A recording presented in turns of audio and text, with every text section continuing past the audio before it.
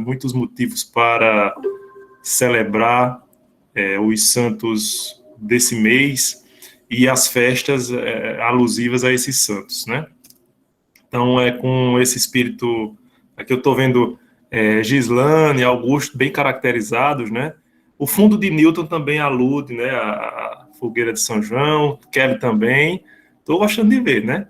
Então, é nesse espírito que a gente vai hoje iniciar nossa aula. Menina, Kelly se maquiou todinha, viu? Tá bonita. Olha só, tá? O pessoal produziu mesmo, né? Eu pensando que, se eu soubesse, eu não ia ter colocado só o chapéu. Eu ia ter, tinha colocado, pintado o dente de preto, botado um cavanhaque, né? Um negócio mais organizado.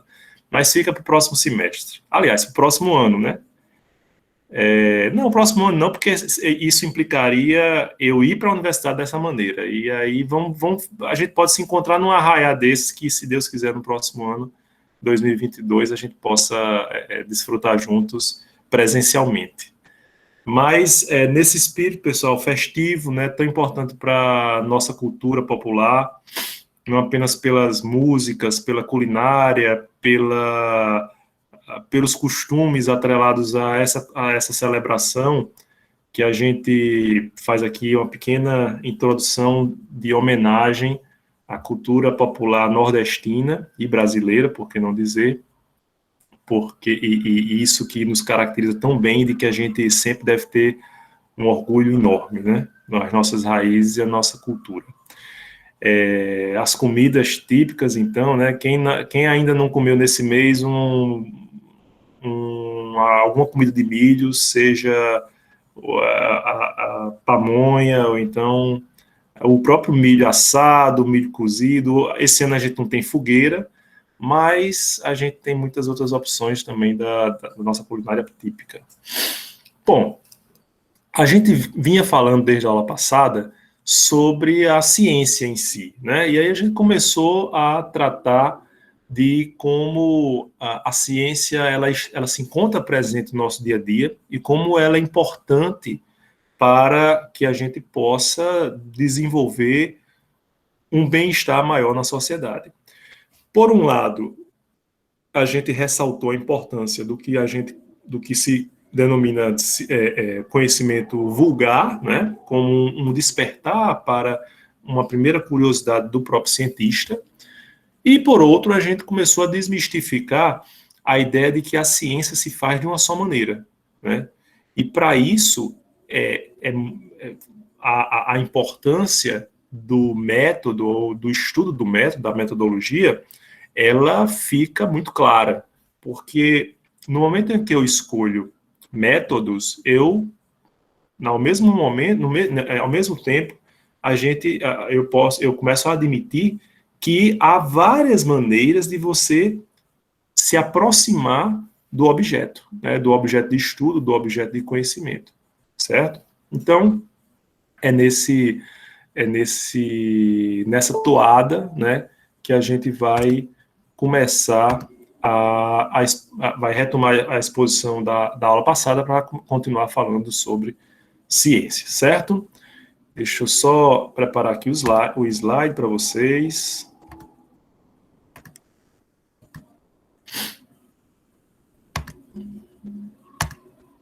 A gente tinha parado mais ou menos aí. A gente viu também que a atividade do cientista é uma atividade descritiva, né, que a gente liga causas a efeitos. Para algumas ciências, essa descrição é mais simples, ela é mais automática. Para outras, essa ligação entre causa e efeito é mais difícil, porque muitas vezes as causas são concorrentes. Imaginem o trabalho que tem o meteorólogo, né? Ou mesmo o médico, né? O médico vai dizer, não, você está com tais sintomas, mas as causas podem ser das mais diversas. Basta que aquelas pessoas que são mais hipocondríacas, elas vão se ver bem representadas nesse exemplo. Quando a gente tem qualquer sintoma de qualquer dor diferente, né? A gente bota no Google, por exemplo, dor no olho esquerdo. Aí, com certeza, uma das possibilidades é o câncer, né? Então, ou você vai morrer logo, né? Então, assim, existem várias coisas possíveis associadas aos sintomas. Então, é muito difícil a ciência médica por causa disso também. Nas ciências sociais, a gente também tem uma dificuldade, porque quando a gente, por exemplo, associa determinado fenômeno social ao aumento da criminalidade, a criminalidade ela não está ligada apenas a um efeito, né? Então são causas diversas e por isso a gente precisa ter muito cuidado em fazer essas associações imediatas. A gente já falou na aula passada, por exemplo, do uso de medicamentos contra o Covid. Muita gente vai dizer, não, mas eu tomei e não aconteceu nada comigo. Sim, isso pode ser a causa de não ter acontecido nada com você, ou pode ser apenas uma coincidência, uma feliz coincidência, né? Porque há quem tenha tomado e tenha desenvolvido a doença de forma grave. E aí vão dizer, não, mas é porque o medicamento não age igual para todas as pessoas. E aí a gente entra mais uma vez naquela penumbra da incerteza e da insegurança que caracteriza os nossos tempos, né? E a própria ciência também, certo? Uma primeira reflexão que a gente tem que fazer, pessoal, uma última reflexão, retomando a aula passada, quando a gente fez assim a associação do sujeito ao objeto e tendo o método como o liame entre os dois, eu venho perguntar a vocês, eu posso ter várias ciências debruçadas sobre o mesmo objeto? O que eu quero dizer com isso? O que caracteriza a ciência é o objeto propriamente, ou seja, se eu falo em ciência social, eu tenho um objeto. Se eu falo em medicina, eu tenho outro objeto. Se eu falo em ciência jurídica, eu tenho um outro objeto. Cada ciência tem um objeto particular próprio, ou eu posso ter um objeto estudado por várias ciências. O que é que vocês acham?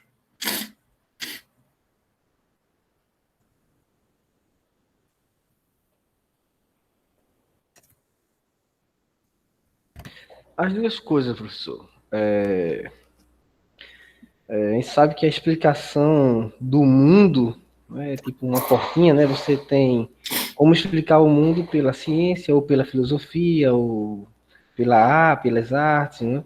Pelo mítico poético. Então, quando você vai para a ciência, você tem um objeto epistêmico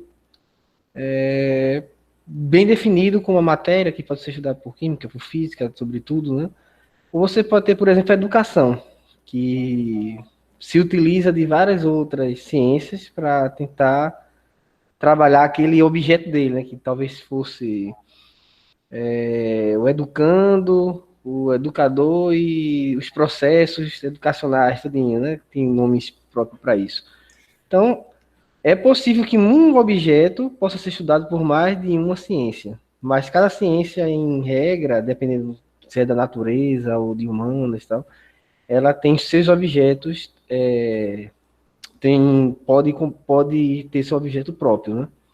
Então, objeto próprio, né, como, por exemplo, a música, a arte, né, no caso, trabalha com sons ali, a bio, né, nas ciências biológicas, ou se trabalhar um objeto para fazer, geralmente a filosofia se ocupa disso, aí as ciências humanas também acabam se debruçando.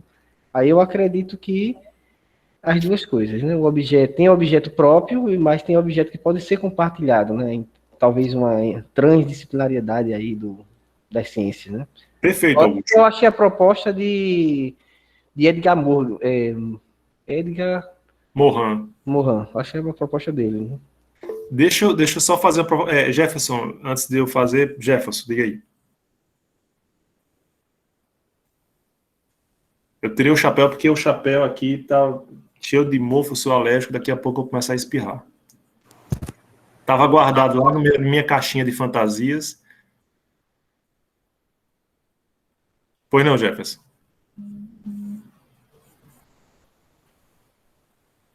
Jefferson? Bom, enquanto o Jefferson tá se preparando aí para falar, você vai falar? Jefferson. Desculpa. A respeito da música que ele falou, ela pode ser vista como objeto de várias disciplinas. Por exemplo, através da arte da música, o músico ele vai ver aquilo através das notas, tal. Na física, ele já vai partir para o lado de ondas, de frequência. Certo, mas o que eu queria discutir com vocês é o seguinte, porque Augusto colocou meio assim, no meio termo, cada ciência tem seu objeto, mas o objeto pode ser, vamos dizer assim, dividido entre várias ciências, né? Então, é claro que toda ciência tem um objeto no sentido de que ele tem um foco, certo? Mas a pergunta que eu faço a vocês é se o que caracteriza a ciência é justamente a peculiaridade desse objeto, ou alguma outra coisa. Professor, como é que eu vou saber, por exemplo, que eu estou diante de um conhecimento científico da medicina e não da ciência jurídica? É o objeto que define? Professor, eu particularmente penso que seja não necessariamente o objeto, mas o olhar lançado para aquele objeto. Eu penso que a gente tem o mesmo objeto, ele pode ser estudado pelos vários campos do conhecimento, mas o olhar lançado sobre aquele objeto é particular para cada disciplina, né? Enfim, que a gente chama de disciplina, né? Mas para cada ciência. Perfeito, Sérgio. E qual é a palavrinha que a gente usa para definir esse olhar?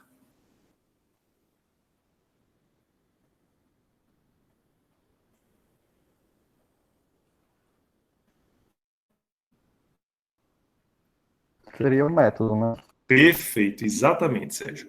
Então, vejam, o que vai definir a peculiaridade ou a singularidade da ciência, de uma ciência, não é o seu objeto, porque o seu objeto pode ser partilhado por várias ciências, mas o seu método, o que vai distinguir a abordagem do cientista do direito sobre o direito, da abordagem do cientista da estatística sobre o direito, não é o objeto, porque os dois se debruçam sobre o direito, mas o método utilizado por esses cientistas, certo? Então, vejam como é importante o método. O método termina definindo a própria característica do conhecimento científico que está sendo buscado, que está sendo produzido, certo? Então, é preciso ter um olhar muito cuidadoso para o método. Deixa eu retomar aqui os slides para a gente ver exatamente a distinção que a gente começou a vislumbrar na aula passada entre método e metodologia. Quando a gente diz assim, o caminho percorrido para a aproximação da verdade, segundo Descartes, né? Ou o caminho percorrido entre o estado de ignorância até o estado de conhecimento. Aí uma visão mais próxima à ideia de Karl Popper. O método é o caminho percorrido. A metodologia é o discurso, é a análise, é a divagação, é o aprofundamento sobre os métodos, ou seja, as possibilidades de caminho para encontrar o mais adequado. A gente viu no texto de Eduardo Bittar, que foi passado na aula passada, que existem métodos indutivos, dedutivos, existem métodos ligados à pesquisa empírica, né?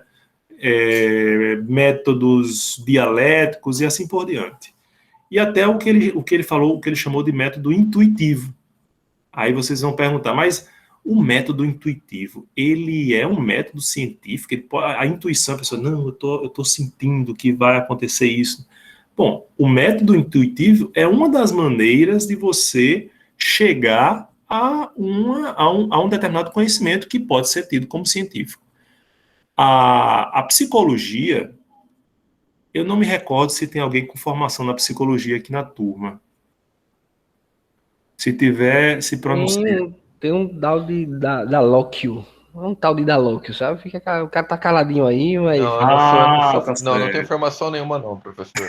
Eu só paguei uma disciplina de psicanálise, o rapaz ele é muito engraçadinho. Olha aí, tá certo? Mas olha, você tendo pago uma disciplina já sabe muito mais do que eu.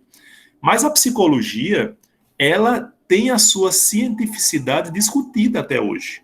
Não é verdade? Muita gente diz, esse negócio é a invenção, como é que você vai poder extrair da complexidade do pensamento ou de um sonho, por exemplo, um determinado diagnóstico, né?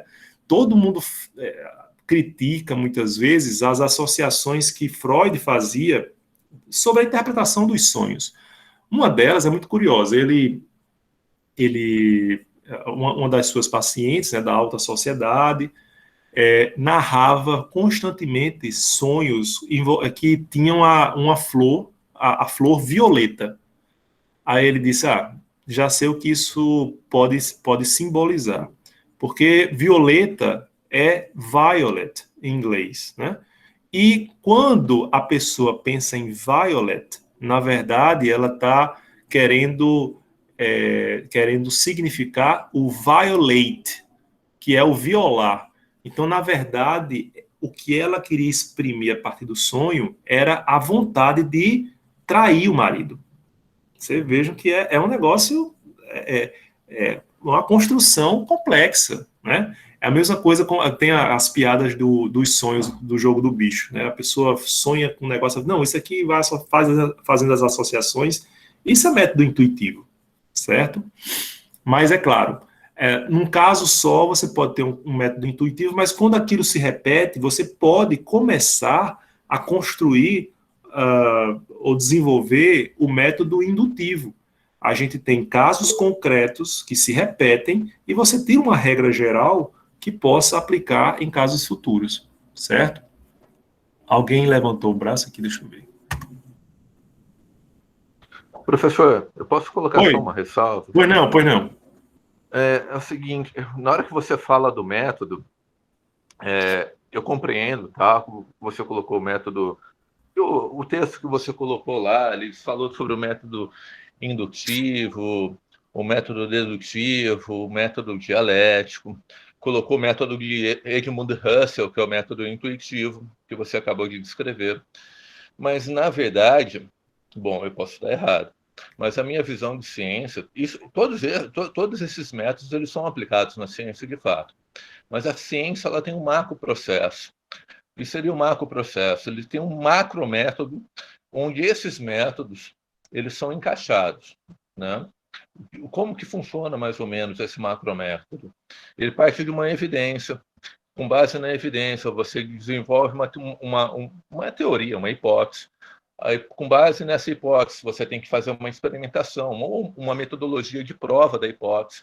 Aí você infere se a hipótese é verdadeira ou falsa. Aí, com base no resultado, você derruba a sua tese ou reforça uma tese, tá? E você faz um processo final, que é um processo de catalogação de revisão, né?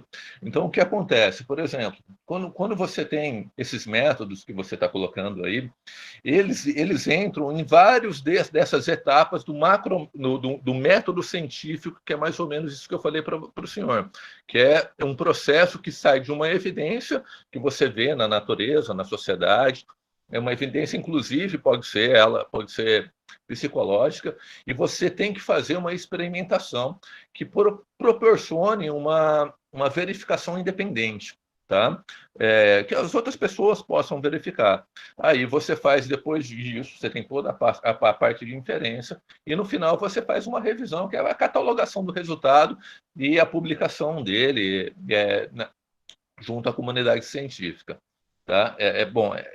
Essa seria a minha visão. Aí o que acontece com as ciências ditas a psicologia, parte da psicologia, é a dificuldade, como as ciências sociais também têm a dela, né, de fazer extrair um método, tá, que você possa fazer um levantamento de dados e uma verificação independente de forma concisa e robusta. Tá? Então, seria mais ou menos isso que eu vejo que tem assim, uma certa crítica em relação às ciências, principalmente às ciências psicológicas, entendeu? Porque já é difícil de você descrever um comportamento quando o personagem ele tem consciência do teste que ele está fazendo. Pior ainda é quando ele, sobre esse extrato consciente, tem um inconsciente. Aí fica muito mais difícil. Era só essa ressalva que eu queria colocar. Excelente, Nelson. Excelente a sua colocação. Agora, deixa eu só reformular aquilo que você chama de macrométodo, né, científico. Talvez se encaixe na percepção de metodologia. Então, é quando você reflete ou analisa a melhor maneira de você abordar ou de se aproximar do fenômeno encarnado no objeto, essa reflexão é a metodologia, é o estudo do método. É um sentir, é uma avaliação desse caminho que é o método, certo? Concordo com você. Somente para fins didáticos a gente faz essa divisão muito categórica, né, do que é método indutivo, método dedutivo, método analítico, ou método intuitivo, método dialético, mas muitas vezes os métodos convivem entre si numa mesma pesquisa, certo? Então, concordo com você nesse ponto. Agora, você falou uma coisa que me chamou a atenção e que eu me esqueci de mencionar na aula anterior. Vocês acham que existe alguma utilidade científica se vocês formulam uma hipótese e essa hipótese não é confirmada no final da pesquisa científica? Ou seja, vocês estão lá super empolgados nos seus TCCs, formulam a hipótese, e aí, a partir dos estudos, do aprofundamento daquele conhecimento, você chega à conclusão que a sua hipótese é falha. Qual a melhor saída? Rasgar todo o seu trabalho e começar um outro, mudar de orientador? O que é que você deve fazer? Tem alguma utilidade esse tipo de resultado? Tem demais. E eu acho que até por causa disso que a gente trabalha mais na experimentação, a gente trabalha mais com a hipótese nula. Em vez de eu querer provar o que eu quero responder, assim, eu já tento testar a versão negativa da minha hipótese, né, para ver se ela é válida ou não, né? Mas mesmo eu obtendo uma resposta contrária ao que eu acredito, faz parte da construção do conhecimento, né? Então é bom ter o não também. Então a ciência não é feita só de resultado positivo. O medicamento que a gente tomou, ele é válido para determinada doença? Não. Se a resposta for não, beleza. Então vamos atrás de outro, para não ficar tomando. Excelente, Milton. É exatamente isso. Muitas vezes a gente fica atrelado àquela hipótese inicial, né? Então, eu falei para vocês, confessei um pecado científico, né, na minha 7ª série, que a gente fez uma pesquisa para apresentar na Semana de Ciência, mas não deu certo, a gente errou em alguma coisa, mas aí eu falsifiquei, né, botei os rótulos trocados para caber dentro daquilo que a gente gostaria de provar, né? Mas, quando não dá certo, quando a nossa hipótese é refutada pelo desenvolvimento da pesquisa, isso tem sim uma utilidade, isso tem sim uma importância muito grande. Como Newton ressaltou, ela, por exemplo, permite que a gente defina que esse não é o caminho correto. Por exemplo, num medicamento, esse medicamento não vai servir para determinada doença. Ou essa postura dentro das ciências sociais, ela não é eficaz no combate à criminalidade, certo? Então, é muito importante não apenas a comprovação das nossas hipóteses iniciais, mas também a sua refutação. Se vocês se colocarem nessa posição, vocês fiquem tranquilos que o seu trabalho tem sim uma grande importância, certo? E é um erro muito comum, porque às vezes eu me deparo com alguns trabalhos de conclusão, principalmente, que diz assim, a necessidade de se verificar, blá, blá, blá, blá, blá. Aí você já coloca no título a necessidade. Bom, mas você parte dessa premissa, muitas vezes a pessoa bota lá na introdução, diz, não, o objetivo é provar que é necessário. Não, mas você quer provar por quê? Por questões religiosas, ideológicas? Você não quer provar, você quer investigar. E aí, ao longo da investigação, você vai verificar se isso vai redundar naquilo que você imagina ou não, certo? Pois não, eu interrompi quem ia falar aqui. Pois não, Augusto? Não, interrompeu não, eu que estava interrompendo, perdoe.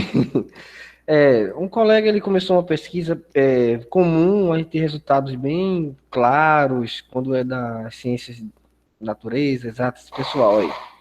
Quando você vai para ciências humanas, aí o bicho pega, né? Porque não tem como você colocar um ser humano no laboratório, ele tem liberdade, ele tem várias características que não dá para se fazer ciência duas vezes da mesma forma, né? Interfere o sujeito epistêmico, né? E partiu-se da hipótese de que as pessoas, assim, dentro da pesquisa desse colega, as pessoas que estavam naquele princípio, que era contra a política bolsonarista, geralmente eles participam de protestos, assim, mais voltado para pessoas progressistas, etc., no campo da esquerda, né? Acreditava que eles seriam menos isentos, vamos dizer assim, ou mais isentos, aliás, em relação a preconceitos, e eles não seriam, de forma alguma, tradicionais ou conservadores. Durante a pesquisa, ele realizou alguns simpósios, alguns eventos sobre, por exemplo, o Dia da Consciência Negra, eventos importantíssimos, assim, e ele fez isso numa escola, onde tinha alunos, os alunos participaram disso, né? Alunos que ele pegou de preferência, que fossem do grupo LGBTQ+, etc. Eu sei que ele, no final da pesquisa, ele percebeu que a hipótese dele estava errada. Ao contrário, é mais ou menos feito Foucault, né? Mais ou menos como Foucault, a questão do micropoder. Eles, na realidade, eram mais conservadores do que os evangélicos dentro das pesquisas que ele estava fazendo. Eu acho que ele trabalhou um grupo de evangélicos e um grupo do pessoal do LGBTQ+, eu não sei ainda todos os termos. Fantástico isso, porque no senso comum, se a gente fosse olhar, a gente acreditaria que eles não seriam conservadores de forma alguma. E a hipótese dele, que ele defendeu, inclusive, essa dissertação aí na UFRN, né? De que o aumento também, uma das variáveis do aumento dessa onda conservadora, etc., também partia desses grupos. E aí? Perfeito. Então, esse é um exemplo claro de que a percepção inicial termina sendo traída pelas evidências, né? Pelas comprovações científicas. Então, isso mostra, pessoal, como deve ser meticuloso, como deve ser cuidadoso o trabalho do cientista. O cientista desenvolve um trabalho importantíssimo para a humanidade, e isso deve ser reconhecido sempre, né? Quando a gente se aparta da ciência, a gente volta à escuridão do passado mítico, do passado em que a gente se apegava apenas à crença, a crença muitas vezes desarrazoada, a crença mitológica, né? Ou percepções descuidadas.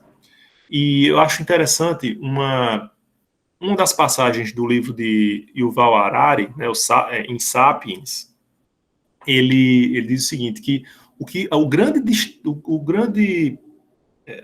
diferencial da ciência moderna para a ciência mais antiga é que na ciência moderna a gente passou a desenvolver a capacidade de duvidar da própria ciência, né? Então, antes o que é que se imaginava? Não, eu defendo algo, mas se aquele algo não me parecer em determinado momento correto, mesmo assim eu vou me apegar àquele algo, porque é uma questão mais de fé, de dogma, do que propriamente de procurar conhecer, né?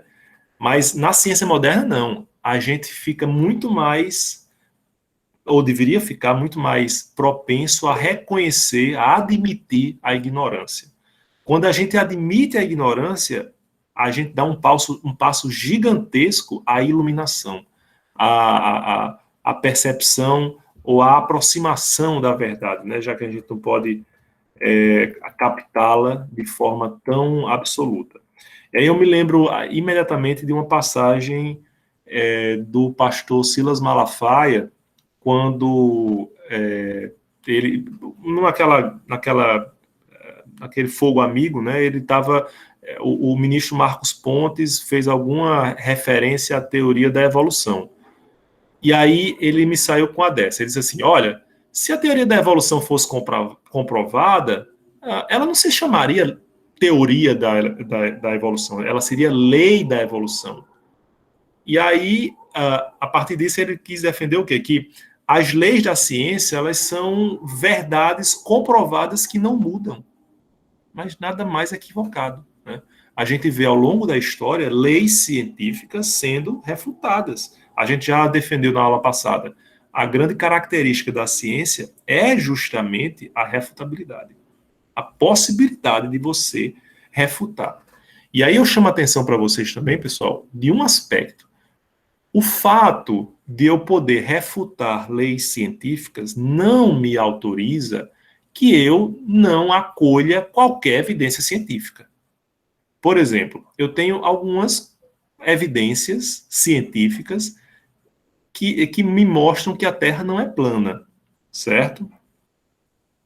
Mas eu posso acreditar que a Terra é plana e dizer que, olha, é plana porque eu estou aqui sentado e eu não estou me inclinando assim do lado, né?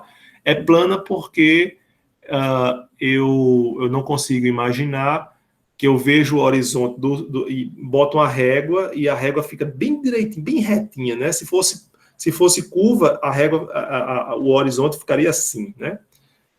Bom, eu posso acreditar nisso, né, como os terraplanistas defendem, mas eu não posso desconsiderar as evidências científicas que são produzidas. Ou seja, eu continuo na minha luta para comprovar o contrário, mas eu não posso desconsiderar aquilo que tem comprovação, certo? Então, essa é a grande diferença. Eu não estou aqui, portanto, defendendo o relativismo generalizado. E agora vamos duvidar de tudo, porque o professor disse que a refutabilidade é uma característica do conhecimento científico, então eu tenho que desconfiar de tudo. Tem que desconfiar de tudo. Mas até que lhe provem o contrário, você tem que se fiar na pesquisa científica. Por exemplo, vacina.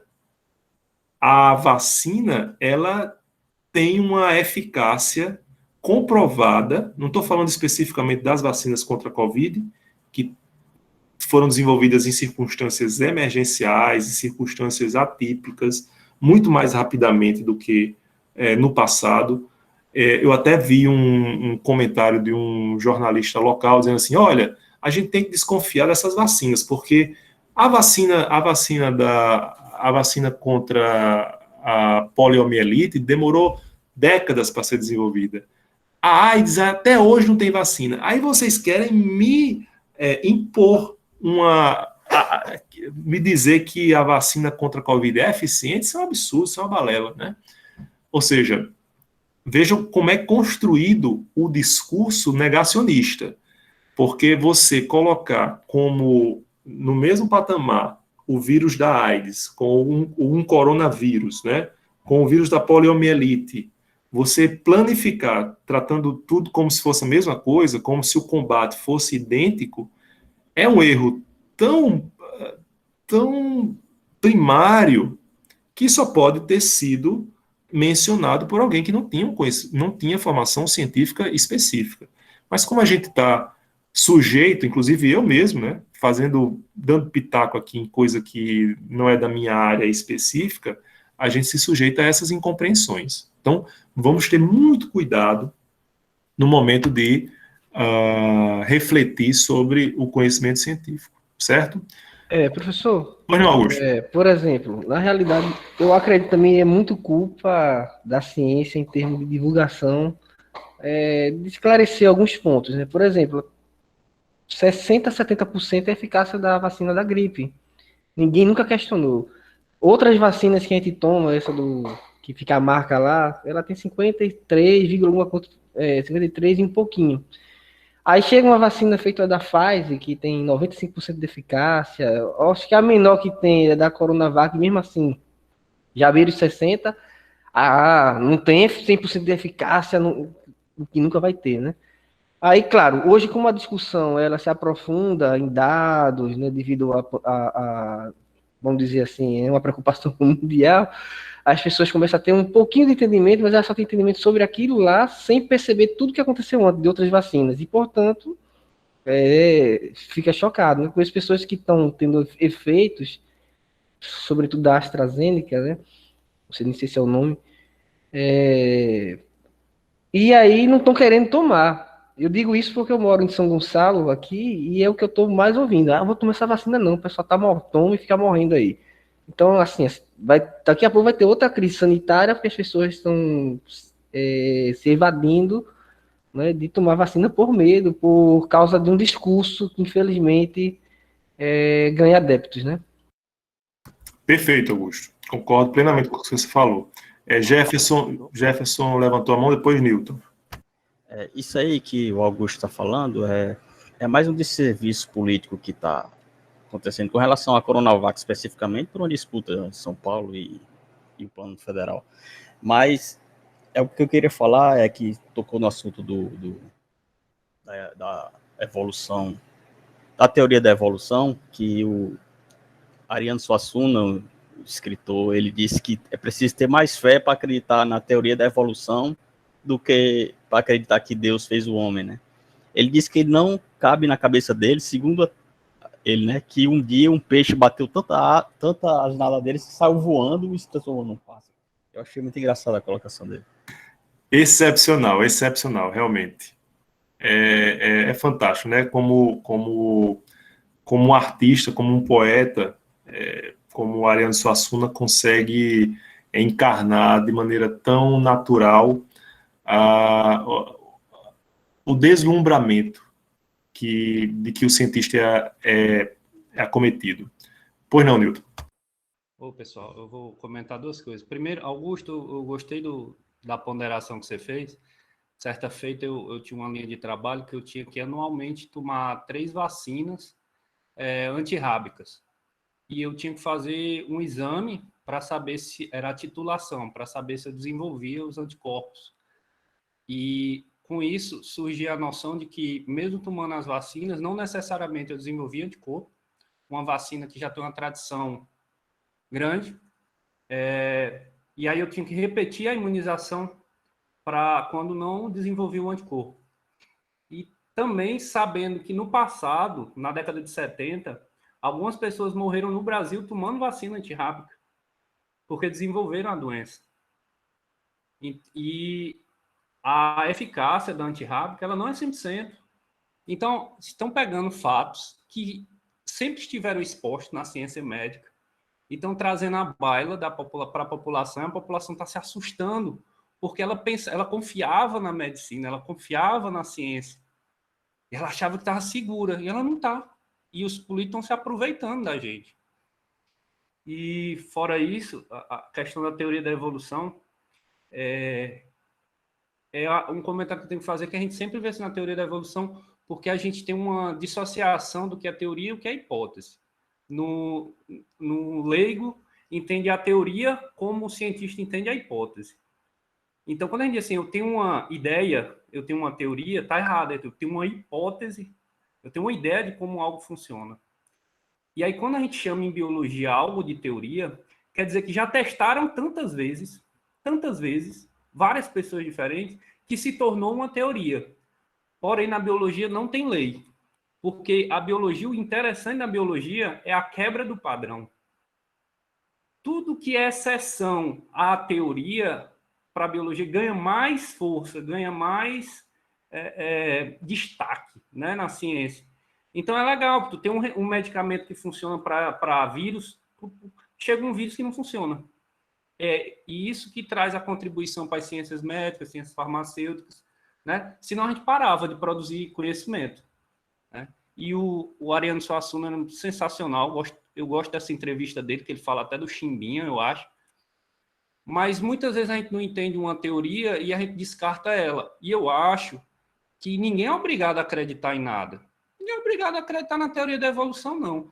Também ninguém é obrigado a acreditar em gravidade. Mas isso vai mudar o mundo real porque a pessoa não acredita. Por que a gente se revolta tanto quando alguém não acredita na mesma coisa que a gente?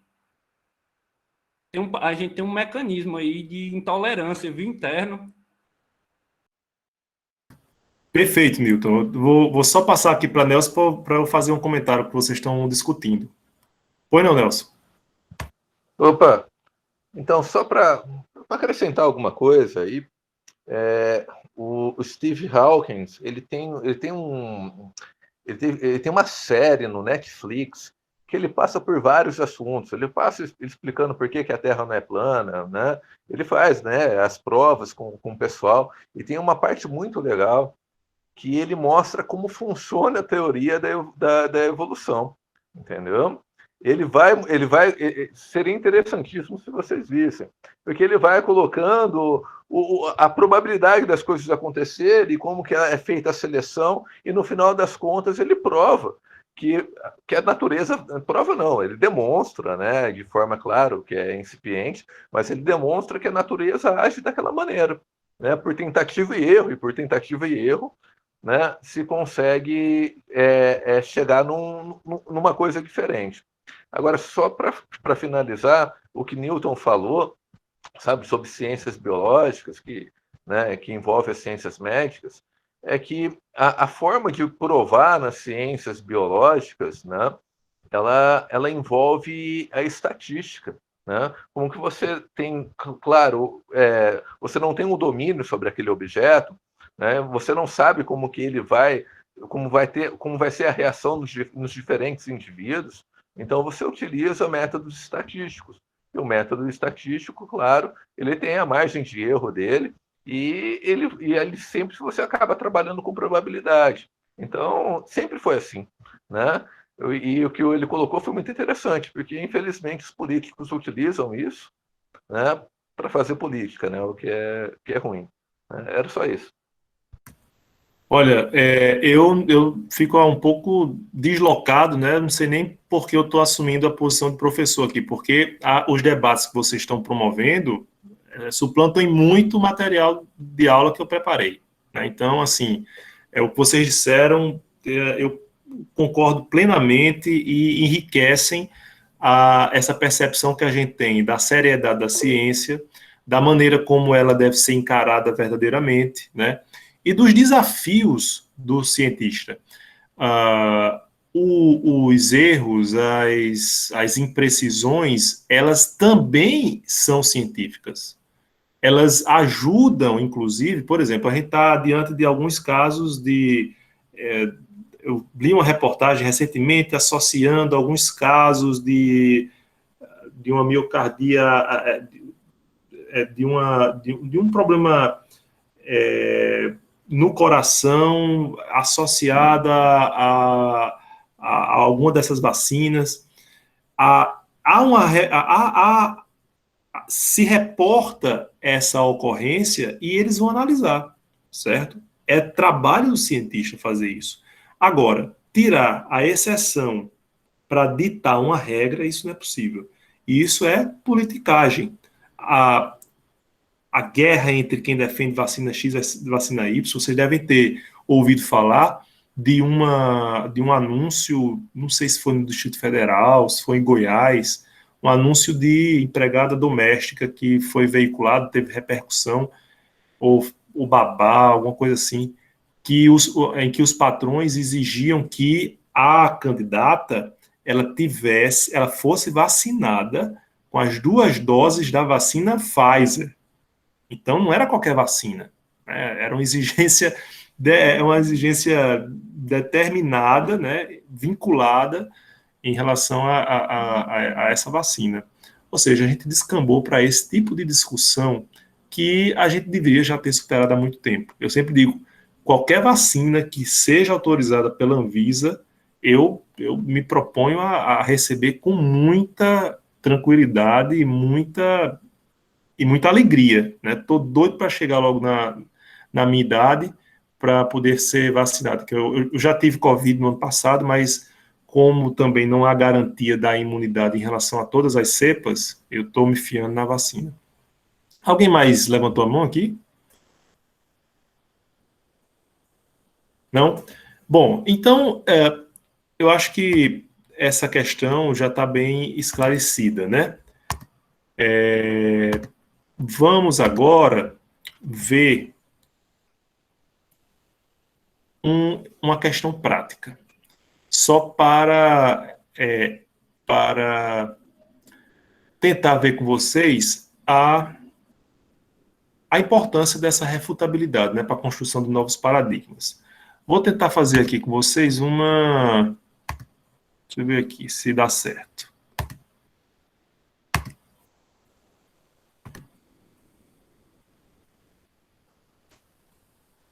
Vocês veem a lousa?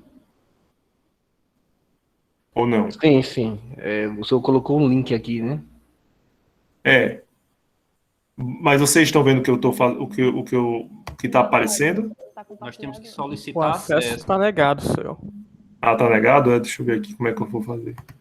Já enviei uma solicitação solicitando a entrada. Claro, né? Solicitação solicitando a entrada. Deixa eu ver como é que eu faço aqui.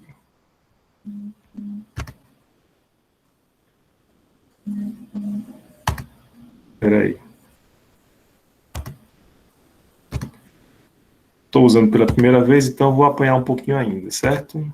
Mas...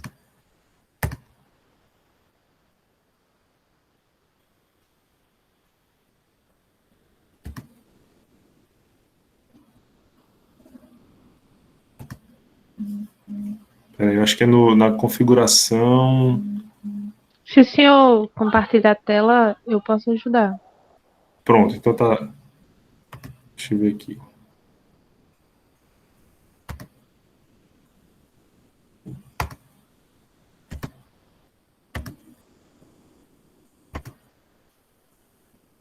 Bem, deixa eu Bom, ver. no lugar onde o senhor apertou para compartilhar, tem as opções de compartilhamento. Peraí, deixa eu Aí, sair. ó, compartilhar com o FRN, não tá lá embaixo? Volta, por favor. Sim, Aí o senhor pode mudar as configurações. Qualquer pessoa com esse link pode ver. Ou isso. vejam agora. Conseguem? Positivo. Pronto. Eu acho que eu vou ter que compartilhar essa tela, né, também. Bom, vou tentar fazer aqui com vocês um determinado exercício.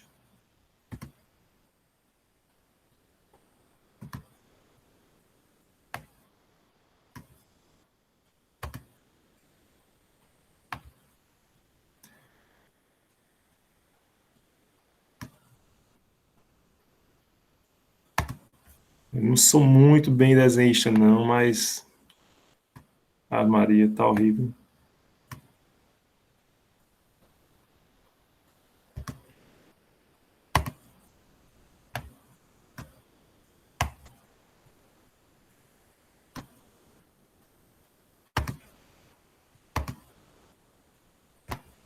Faltou a aula de desenho técnico, hein, amor? É, rapaz, tô apanhando aqui.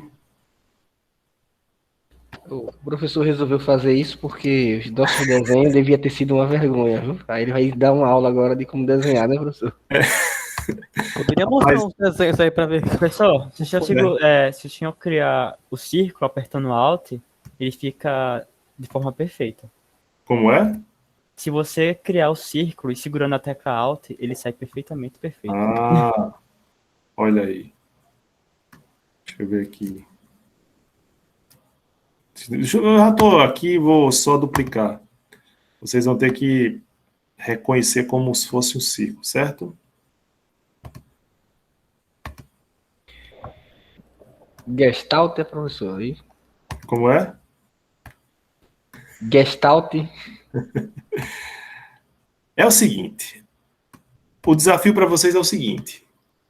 Vocês vão ter que usar uma linha, por exemplo, vocês vão ter que atingir todos esses pontos a partir do menor número de linhas retas. Então, vamos lá. Por exemplo, vocês podem fazer assim, ó. 1, 2, 3, 4, 5. Precisei de 5. Entenderam? Quem é que se habilita?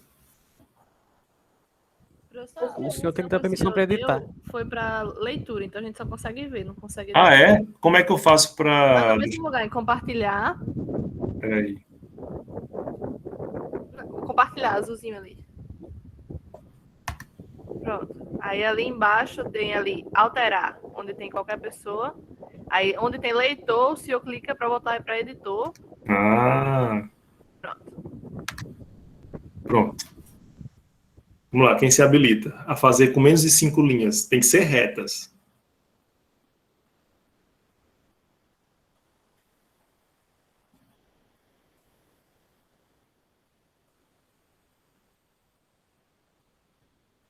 Vocês estão conseguindo? Porque para mim só está aparecendo. Eu não estou conseguindo, não. Ninguém está fazendo ainda não, né? Dá F5, Augusto, que eu acho que aparece. Eu tô pensando aqui na mente, se dá certo, aí eu desenho, pra passar vergonha.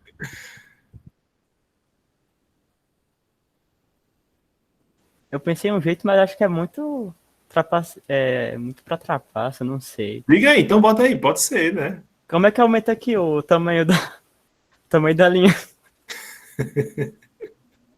Alguém Professor, sabe pra dizer? fazer o quê? Eu não escutei não aqui. 10-0 pro Denver. 1, 2, 3, 4. Supondo que isso sejam linhas retas. Supondo. É. Perfeito. Já tá. Quem foi que fez essa aqui? Eu, professor. Augusto. Augusto já ganhou de mim. 4 linhas. Opa. Alguém sabe dizer como é que aumenta aqui a linha, o tamanho, para não ficar tão pequenininho? Esse é esperto. A minha sugestão... Eita, fogos aqui. A minha sugestão é uma trapaça, que é fazer uma linha grande que cobra tudo, entendeu? Perfeito. Ou seja, precisaria só de uma, né? Só de uma linha. As linhas têm que ser todas com a mesma origem? Como assim? Eu posso começar 3 linhas independentes? Não, aí seriam 3 linhas, né? Tem que ser só uma linha. Mas a versão da trapaça aí, ela é interessante, né? Porque, por exemplo, se eu pegasse uma linha que tivesse não essa espessura, mas uma espessura desse jeito assim, ó. Certo? Vamos supor que isso aqui, deixa eu ver. Também não sei mexer muito aqui, deixa eu... Mas daí, conceitualmente, não seria uma linha. Não seria uma linha, muito bem colocado.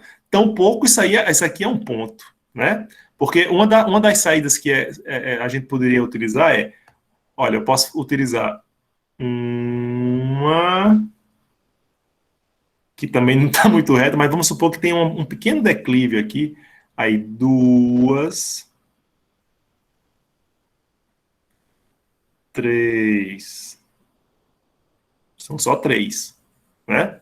Se eu pegar uma linha com a espessura, porque na verdade a gente não impôs regra, né? Seria uma linha só, né? Enfim, o que eu quero mostrar com isso, independentemente do rigor matemático, porque esses não são pontos, exatamente, esses não são pontos e essa não é uma linha, essa aqui a gente quer cobrir. Mas se a gente fosse pegar essa daqui seria uma linha, né? O que a gente fez de diferente? Um pensamento mais conservador, mais atrelado à caixa, né? A essa caixinha aqui, ó, como se eu não pudesse transpor esse espaço, ele teria dificuldade de encontrar essas outras alternativas. Então, eu necessitaria de 1, 2, 3, 4, 5. Então, 1, 2, 3, 4, 5, seriam só 5. Mas quando eu me permito ir além desse quadrado, eu vou ter uma outra construção. Eu vou me permitir uma outra construção, certo? O que isso tem a ver com a ciência, pessoal? Quando a gente observa a ciência, ou o conhecimento científico, pensar além da caixinha, muitas vezes pode salvar vidas. muitas vezes pode nos dar, pode nos possibilitar enxergar algo que muitas vezes o nosso conservadorismo, vamos dizer assim, epistemológico, não permitiria enfrentar, encontrar, certo? Então, como lição dessa refutabilidade, a gente pode tirar a eterna curiosidade, a eterna irresignação que marca o cientista. O cientista nunca está satisfeito. Ele tem que respeitar os conhecimentos científicos, sim, desde que eles sejam bem consolidados, desde que eles sejam bem construídos, né? Mas ele não pode se dar por satisfeito. Essa semana houve a divulgação de um estudo, acho que está sendo desenvolvido em Oxford, sobre a eficácia da ivermectina. Mais uma vez se retoma esse ponto. Mas o que há de interessante nisso? Quando algo está absolutamente descartado, porque não existe qualquer possibilidade, diante de todos os estudos sérios que foram realizados, de determinado medicamento servir para uma doença, para o combate a um parasita, a gente vai ter menos esforço, né, em relação àquela associação. Mas, quando eu começo a permitir essa indagação, assim, eu vou fazer um estudo para realmente, um estudo mais cuidadoso, de maior abrangência em relação, inclusive, ao público que está sendo testado, ao público que está sendo experimentado, né? Eu abro esses horizontes, certo? Então, o importante é respeitar o conhecimento científico, mas não é um respeito reverencial.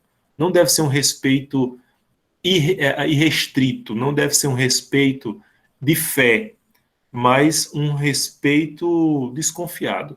É igual à democracia, né? Como é que a democracia se fortalece? Às vezes ela se coloca em risco.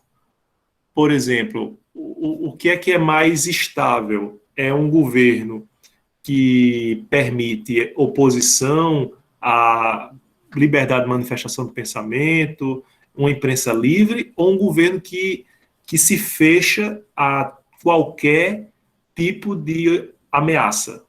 Um governo que não tem ameaça é um governo perene durante o tempo. Só que a democracia, a grande magia da democracia é justamente ela estar sempre na corda bamba. Ela está sempre sendo desafiada, porque assim ela se fortalece, né? Então, a ciência acontece da mesma forma. A gente precisa a gente sempre precisa questionar os conhecimentos científicos, mas com responsabilidade. E não é colocando uma hipótese que não tem qualquer comprovação como lei científica, como teoria. Ali a gente está vendo uma hipótese, certo? Então, é nesse sentido que a gente fez esse exercício aí. Esse exercício foi retirado de uma palestra de Murilo Gun, não sei se vocês já ouviram falar. Murilo Gun tem raízes, inclusive, norte-grandenses, ele depois se mudou para Pernambuco e sempre fugiu da caixinha, né? Então, a palestra dele é excepcional. Ele tem já cursos, inclusive, ele até reportou nessa palestra que eu vi, foi uma palestra num congresso do Ministério Público, para vocês terem uma ideia. E ele é humorista, tem várias sketches dele no Netflix, inclusive. É excepcional ele. E ele foi fazer um curso da NASA, né, na NASA. E ele disse que mal falava inglês. Resultado, adivinha quem da turma dele foi escolhido como orador? Ele. Para vocês verem como quem pensa além dessas clausuras a que a gente se submete, muitas vezes por comodismo, muitas vezes porque a nossa crença, a nossa fé, não estou falando nem da questão da religião, mas você se acostuma a ter determinado posicionamento e não se permite abandonar aquela sensação ou aquele espaço de segurança. Quando você se coloca nessa posição estática, você dificilmente tem destaques ou tem importância, né, nesses pequenos passos revolucionários, certo? Alguém levantou a mão aqui? Oi, professor. Oi. Eu lembrei aí, nesse tema, não sei se vocês já comentaram, mas a questão de já governo que, sob a bandeira da ciência, né, fez desgraça, né? Foi a questão da bandeira científica da eugenia. Né? Então, proibia casamento entre povos, esterilizava pessoas, sacrificava quem tinha algum problema mental ou de saúde, né? E também nessa loucura do cientificismo, de só vale se for científico, eu me lembrei que tem um filme muito bom que é o Gattaca. Eu não sei se alguém já assistiu, porque é um filme da década de 80 para 90, mas seria uma sociedade onde as pessoas, a classe social dela depende do patrimônio genético dela. Então, eles estão colonizando outros planetas. Então, os pilotos, o pessoal que é responsável pela colonização, eles têm o DNA perfeito, são altos, são esbeltos, muita saúde. E as pessoas que têm algum problema de saúde, elas são serviços mais braçais, sabe? Então, é um tipo de filme assim, que traz uma reflexão forte com base na ciência, o que é que a gente pode fazer. Então, tem muito cuidado quando a gente vê o que é que está acontecendo, estão usando a ciência para fazer desgraça. Excelente, Milton, a sua colocação. O exemplo da eugenia é um exemplo de má utilização da ciência, né? A ciência sendo utilizada como uma ferramenta de divisão entre as pessoas, de criação de padrões estéticos ou de hierarquias que naturalmente não existem, né? E no próprio livro de Harari, a que eu me referi, Sapiens, ele refuta o direito natural. Ele diz, olha, não existe nada de natural no direito. Não existe... quando a gente olha para a Constituição norte-americana, diz, nós nascemos iguais. Não, a gente não nasce igual. Por exemplo, a borboleta, ela não voa porque ela tem o direito de voar. Ela voa porque ela tem asas. Porque biologicamente ela está habilitada a isso.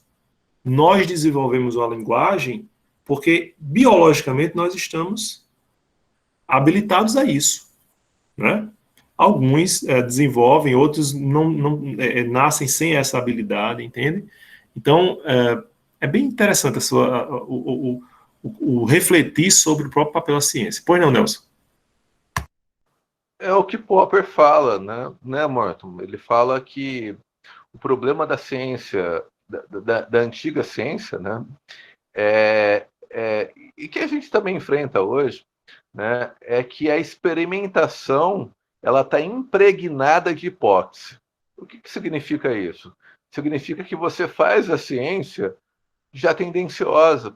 Você já faz a ciência procurando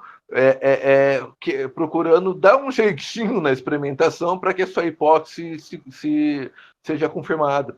É isso que aconteceu na Alemanha nazista, com a eugenia, entendeu? E que aconteceu em muitos outros ramos da ciência. Perfeito. E aí Hitler teve que assistir à vitória de um velocista negro nas Olimpíadas de Berlim, né? E, claro, injuriado porque traía a própria percepção de superioridade da raça ariana. Excelente, é isso mesmo. Bom, vamos, só para retomar aqui, ainda sobre o conhecimento científico, o que é que a gente tem como finalidade, afinal de contas, do processo cognoscitivo científico, né, o processo de conhecimento científico? Constatação, construção, aplicação e transmissão do conhecimento científico. Essa é a nossa finalidade, esse é o nosso papel. A gente precisa constatar evidências a partir dessas experimentações, construir esse conhecimento científico. Importante também aplicar esse conhecimento científico. Uma das grandes críticas que se fazem, principalmente às produções do direito, é que elas não têm qualquer aplicabilidade.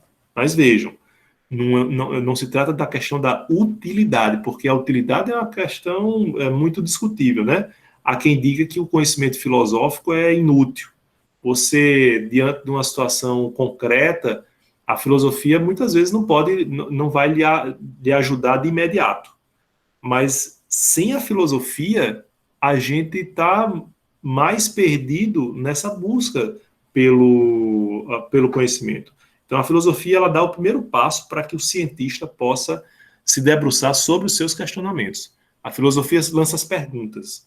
As ciências procuram dar resposta a essas perguntas. Sem as respostas, sem as perguntas filosóficas, a ciência não tem um funcionamento, não faz parte dessa engrenagem, certo? E outra questão importante, pessoal, a transmissão do conhecimento científico.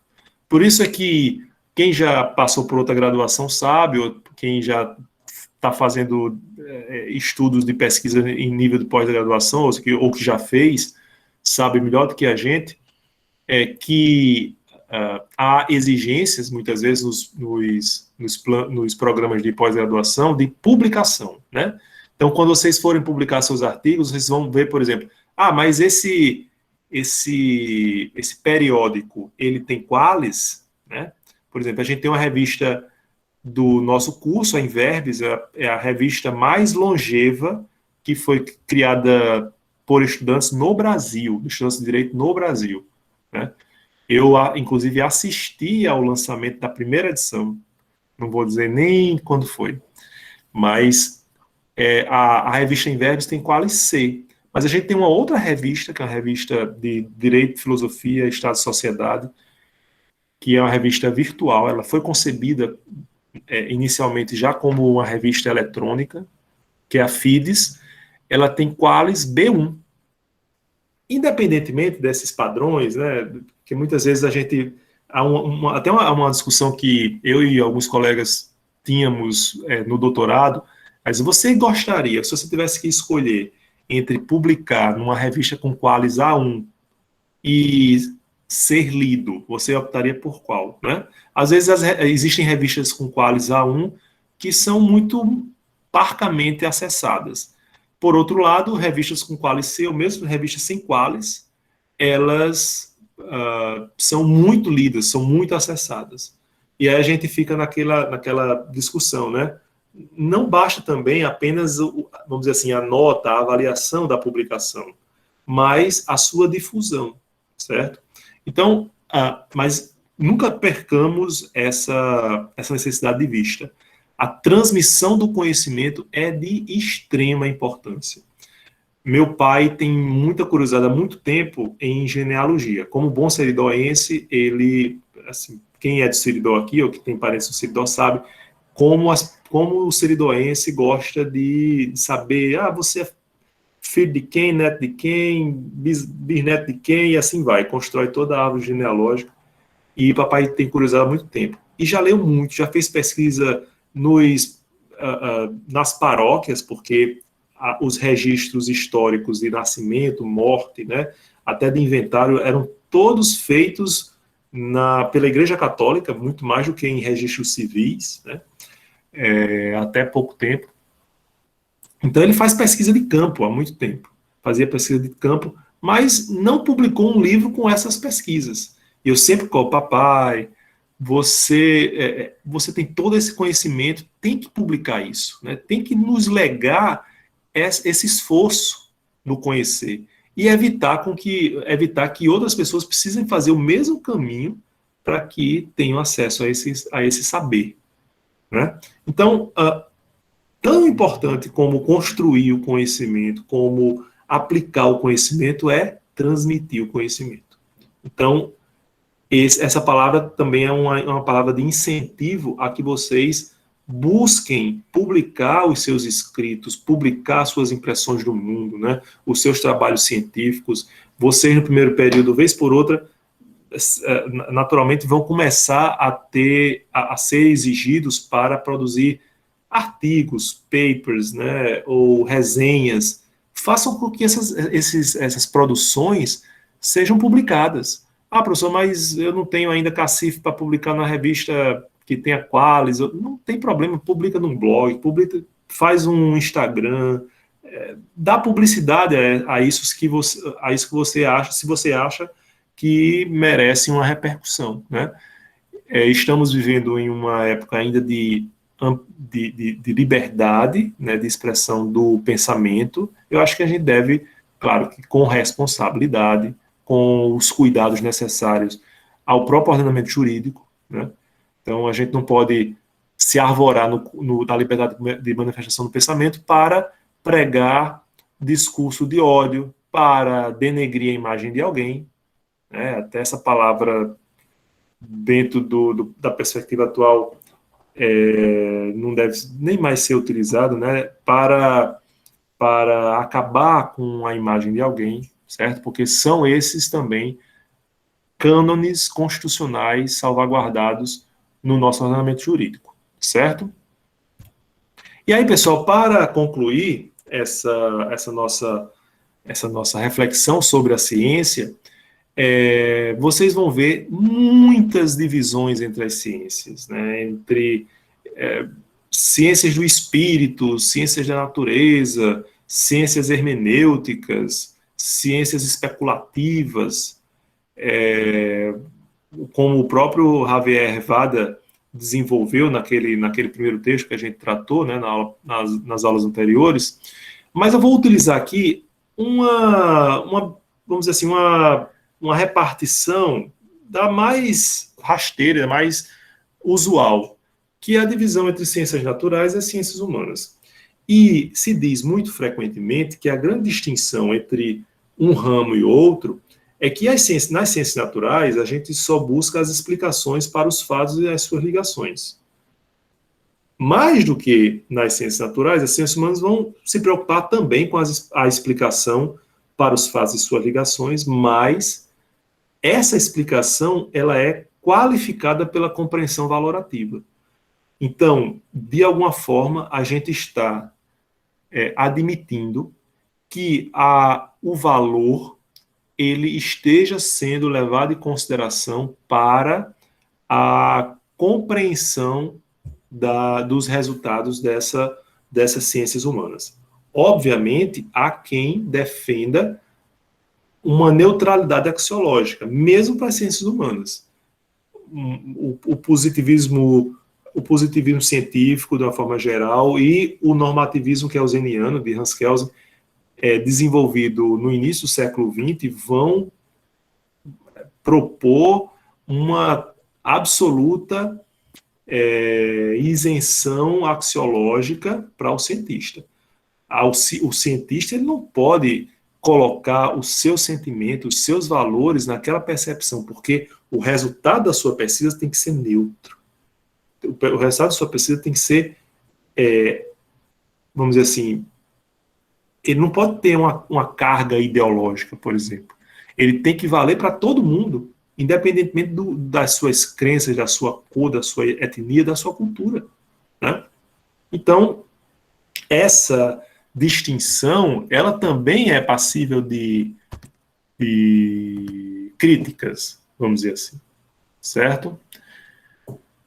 Tranquilo até aqui? Tranquilo. Bom, pessoal, com isso a gente conclui essa primeira parte que trata justamente da ciência de uma forma geral. Vou parar aqui a gravação, certo?